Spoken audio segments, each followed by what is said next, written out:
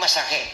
Natural ways to lower your blood pressure within 10 minutes. Tatlong spot sa ating ulo na pwede nating i-massage during the time that we are feeling that we are having a high blood pressure.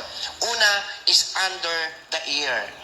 I-circular motion mo siya, ganon, pare ko, circular motion, clockwise, circular motion, gagawin mo po yan for 20 to 30 seconds. Pangalawa po is draw an imaginary straight line from that point, hanggang pababa dito sa leeg. Pababa sa neck mo. Okay? Sige, pare ko. Ituro mo, gawin mo, circular motion na isa, hagod pababa. Okay. Circular motion na isa, hagod pababa. Gawin nyo po yon for 20 repetitions. Okay? Tapos, ikatlo, sabay mong gagawin. Harap ka sa kanila. Yan. Kaliwat kanan, circular motion, pababa. Yan. Next tip, try the acupressure, which means we are just using pressure.